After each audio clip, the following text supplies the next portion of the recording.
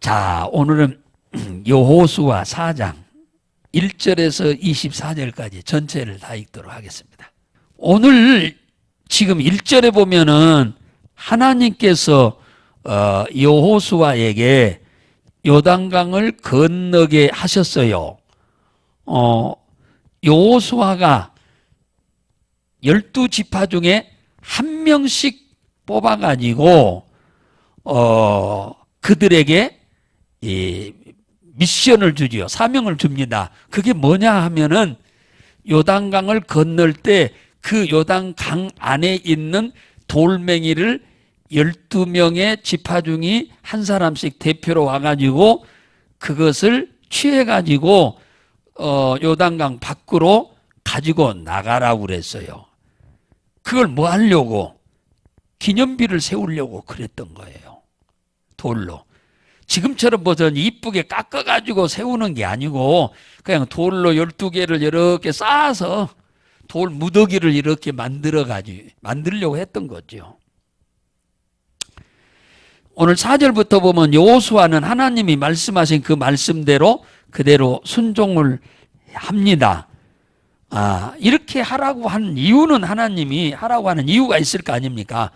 왜 요단강 안에 있는 그 돌 12개를 12대표들이 나와가지고 하나씩 가져다가 이 길갈에다가 지금 세우게 되는데 그 세우라고 하느냐? 그건 이유가 있습니다. 이것은 너희 중에 표징이 되리니 후일에 6절에 후일에 너희 후손들이 물어 가로되 이 돌이 무슨 뜻이뇨? 이렇게 무슨 뜻으로 이렇게 돌무더기가 있느냐고 이렇게 물어보거들랑 7절에 그들에게 이르기를 요단물이 여호와의 언약궤 앞에서 끊어졌나니 곧 언약궤가 요단을 건널 때 요단물이 끊어졌으므로 이 돌들이 이스라엘 자손에게 영원한 기념이 되리라 하라. 그러니까 지금 하나님의 능력과 권능을 보고 요단강을 건너는 그들을 위해서 세운 게 아니고 훗날에 태어나는 하나님의 능력과 기사와 표적을 몸소 두 눈으로 경험하고 있는 당사자들을 위해서 세운 게 아니고 나중에 가나안 땅에 들어가서 태어나는 후세들이 왜 이 돌무더기가 여기 있는 것인가라고 물을 때 출애굽할 때 홍해를 건너게 하셨던 하나님이 이 요단강도 갈라지게 해서 건너게 하셨다라고 하는, 그러니까 하나님이 우리를 위해서 도우셨다고, 일하셨다고, 쉬지 않고 일하셨다고, 잠잠하지 않고 일하셨다라고 하는 사실을 후대 자손들한테 알도록 하기 위해서 기념비를 세우라고 하신 것입니다. 그랬더니 여호수아가 그 말씀대로 그대로 백성들을 데리고 그 일을 지금 이루어 갑니다. 8절에 보니까 백성들이 여호수아의 말한 대로 12명이 뽑아가지고 그 다음에 제사장들이 요단강 건널 때 제일 앞섰거든요. 앞서가지고 요단강 가장 가운데 딱 가운데쯤 왔을 때 이 제사장들이 법궤를 메고 그 자리에 서 있고 백성들은 한참 뒤에 따라왔는데 1km 뒤에 따라왔다고 그랬잖아요. 그들이 다 지나서 앞서서 요단강 다 건너간 다음에 12명이 돌멩이를 12개 들고 다 나갈 때 그때서 제사장들이 요단강을 이렇게 빠져나와서 요단강에서 건너편 뚝으로 올라서자마자 그 요단강 물이 다시 원상 복귀돼 버렸어. 그래서 뚝방에 넘실넘실 했다고 오늘 말씀을 하고 있지 않습니까?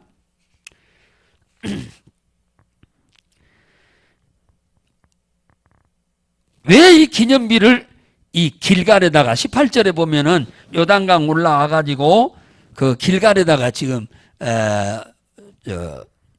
세우게 되는데, 이 세운 것은 하나님이 우리를 위하여, 이스라엘 백성이죠, 위하여 하신 일을 후대에 대대로 이스라엘 백성들이 그걸 잊어버리지 않고 기억하고 하나님의 은혜에 감사하면서 그 하나님을 잘 섬기도록 하는데 목적이 있다. 오늘 여기 24절에 보면은 이렇게 얘기하잖아요. 24절. 자, 24절 볼까요? 이는 땅의 모든 백성으로 여호와의 손이 능하심을 알게 하며 너희로 너희 하나님 여호와를 영원토록 경외하게 하려 하심이라 하라. 우리가 절기 때마다 성찬식을 하잖아요. 성찬식은 주님이 십자가에 죽기 전에 제자들과 함께 마가다락방에서 최후의 만찬을 하신 것을 기념하는 거요. 잊어버리지 않기 위해서. 주님이 우리를 위해서 십자가에 달려 피 흘려 죽으시고 온갖 고통 당하신 것을 기억하기 위해서 이 성찬식도 하는 거예요. 그러니까 이 돌 기념비는 두 가지 목적이 있어요. 이스라엘 백성들의 후손들이 하나님이 하신 일들을 잊어버리지 않도록 하기 위함이고, 또 하나는 이방인들도 그 돌무더기를 보고, 아, 이스라엘의 하나님이 홍해도 가르셨는데 요단강도 갈라서 건너게 하셨다라고 하는 것을 깨닫고, 야, 참 이런 신이 세상에 어디 있냐? 아니, 바다를 가르시는 하나님 신이 어디 있냐? 그런 신은 본 적도 없고 들은 적도 없다. 이스라엘의 하나님 이외에는 이렇게 할 수 있는 분이 없어. 그런 능력의 하나님을 인정하고 평생을 하나님을 잘 경외하며 섬기도록 하기 위해서 이 기념비를 세우라고 한다고 이렇게 지금 말씀하고 있는 거예요. 이게 기념비의 역할이 대단한 거예요. 이 기념비가 없으면 하나님이 후대 아이들에게 요단강을 건넜다고 하는 말을 믿을 수가 없지요.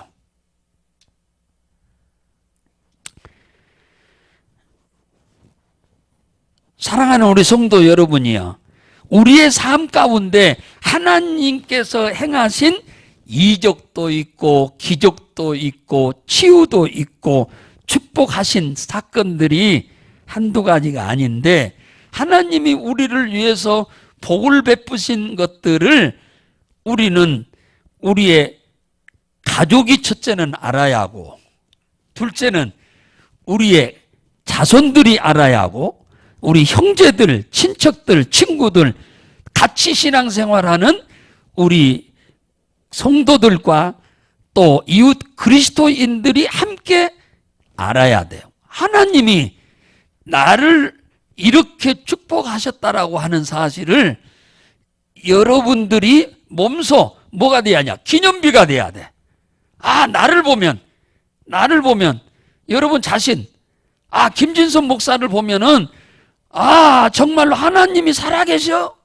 하나님은 눈으로는 보이지 않는데 하나님은 진짜 살아계셔. 살아계시니까 저 죽을 인간이 살았지. 저래서 지금 사람 노릇하고 있지. 그래서 저로 인해서 많은 사람들이, 그렇게 예수 믿지 않던 사람들이 동네에서 예수를 믿기 시작한 거예요. 저보고. 저희 가족도 예수 믿기 시작했고, 형제들이 예수 믿기 시작했고, 친척들이 예수 믿기 시작했어요. 애들을 셋이나 넷이나 되는 아주머니도 그 애들 다 업고 양쪽에 붙잡고 뭡니까 6km나 되는 교회를 걸어 다니면서 다녔어. 하나님이 살아계신 것이야. 아니까. 봤으니까. 자기 눈으로 하나님은 안 보이지만은 김진석이를 보니까 하나님이 살아계시지 않고는 저런 일이 있을 수가 없다는 거지.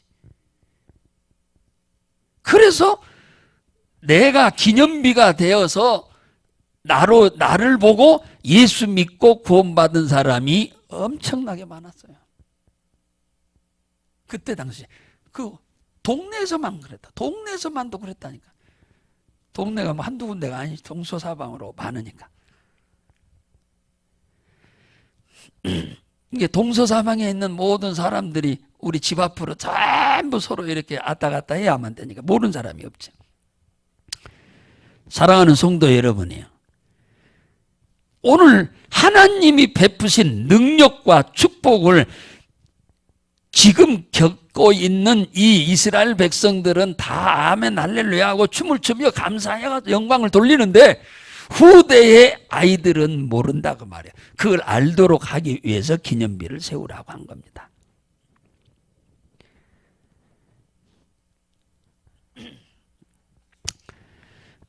우리가 하나님이 우리와 함께 하시고 하나님이 우리를 도우시고 축복하셨다고 하는 기념비 역할을 우리가 하셔야 합니다. 그래야 하나님이 우리를 통해서 큰 영광을 받으셔요. 그런데 나를 바라보고 세상 사람들이 하나님이 있으면 저럴까? 하나님이 있다면 저럴 수가 있어? 이러면 큰일 난 거죠.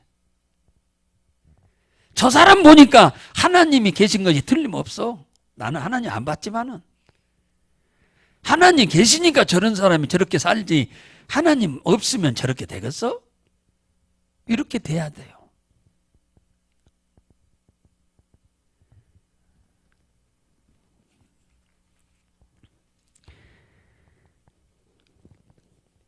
죽을 수밖에 없어서 나를 보고 많은 사람들이 예수를 믿게 된 것이 참 얼마나 감사한 일인지 모르죠. 근데 그러시기 위해서 하나님이 저를 그렇게 창세전부터 그런 계획을 세워서 그리 하신 것이라고 믿어져요. 마가복음 7장 31절에서 37절에 보면은 갈릴리 호수에 예수님과 제자가 이르렀는데 사람들이 기먹은 사람, 말이 어둔한 사람을 데리고 예수님께 와가지고 안수기도를 해달라고 했어요. 많은 데서 안수기도 할 때 막 병든 자가 치료되고 귀신이 나가는 걸 봤기 때문에 예수님이 오시는 걸 보고 기다렸다가 구름대처럼 모여들었어요. 사람들이. 그때에 이 기가 먹은 기머거리, 동시에 말이 어둔한 사람을 데리고 와가지고 안수기도 해달라는 말은 고쳐달라는 얘기죠. 그래서 예수님이 그걸 알고 그 많은 사람 가운데서 그 친구를 따로 그 무리에서 잠깐 빼서 한부 쪽으로 데리고 가가지고 양쪽 귀에다가 두 손가락을 이렇게 집어넣었어요. 집어넣고 그 다음에 땅에다가 침을 뱉어서 손가락으로 이겨서 그 혀에다 바르고 뭐라고 했느냐? 에바다. 하늘을 쳐다보면서 탄식하여 이르되 에바다 하시니, 에바다란 말은 열려라 하는 뜻이요. 귀도 열려서 듣고 혀도 열려서 풀어져서 말이 온전케 되도록 해라. 그래서 에바다 열려라 하고 선포했더니 귀가 열리고 혀가 맺혔던 것이 풀어져서 정상적인 말을 할 수 있게 되었다. 그래서 이 사람이 하루 이틀 동안에 기머거리고 하루 이틀 동안에 말이 어두눈해서 말을 못한 게 아니잖아요. 수십 년 동안. 그래서 그 근방의 사람들은 다 알아. 저 기머거리.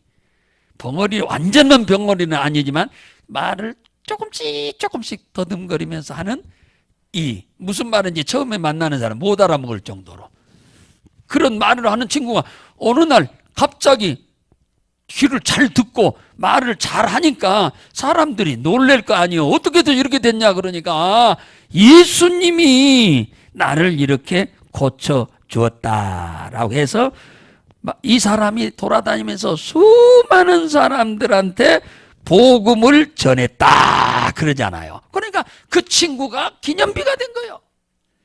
이 기머거리와 벙어리, 이 어둔한 이 친구가 하나님이 그와 함께 했고 하나님이 그를 축복했고 하나님이 그를 도와줬다고 하는 기념비가 된 거예요. 기념비가. 그래서 그를 통해서 많은 사람들이 예수를 그리스도로 믿게 된 줄로 믿으시기 바랍니다.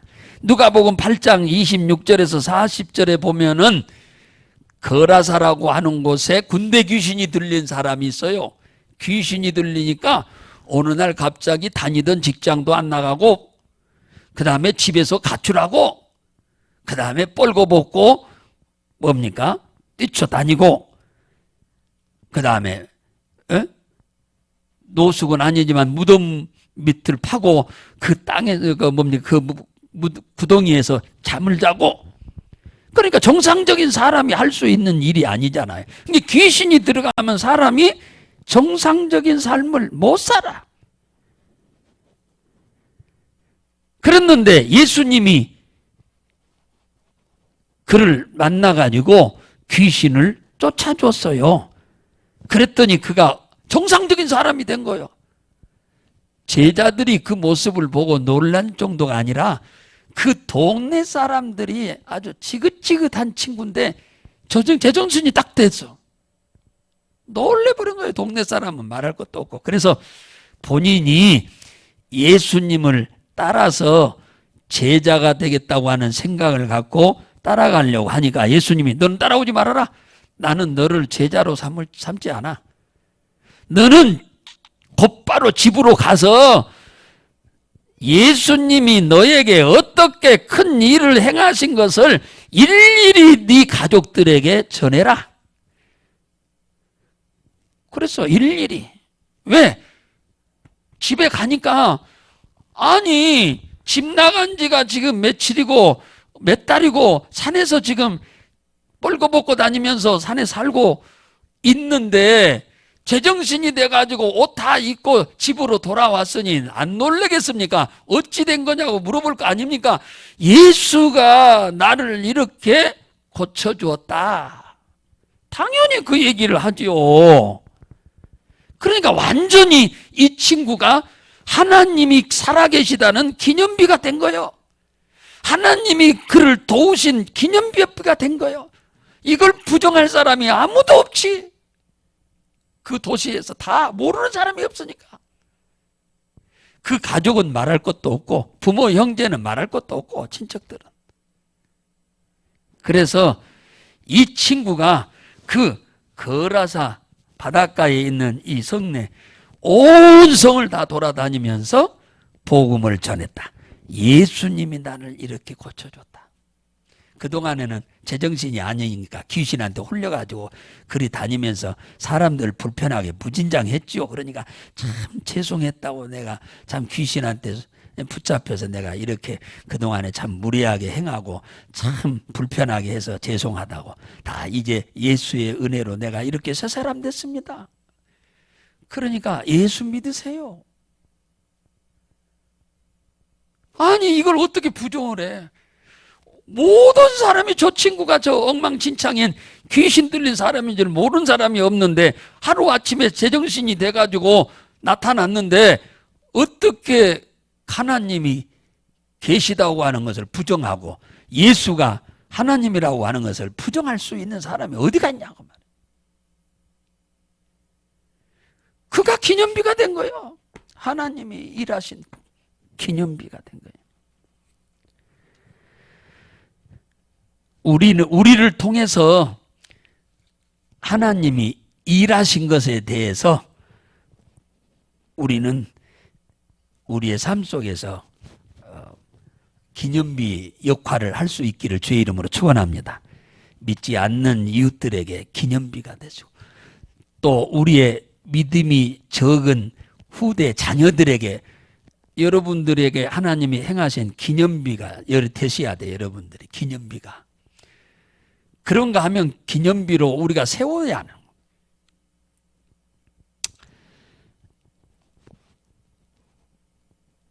필리핀에 가면은 민다나오라고 하는 곳이 있는데 거기에 볼록몰록이라고 하는 곳에 이 한국인 선교사님이 한 분 계신데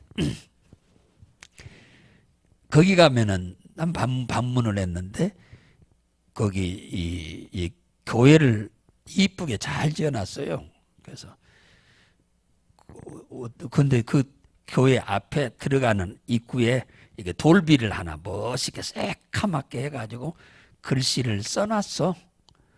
그런데 이게 누구냐고 그러니까 이 교회를 짓는데 헌금해 준 분 이름을 이렇게 써놨다고 그러더라고. 그래서 그 누군고 그랬더니 그 친구 이름이 누구냐면은 그 친구 이름이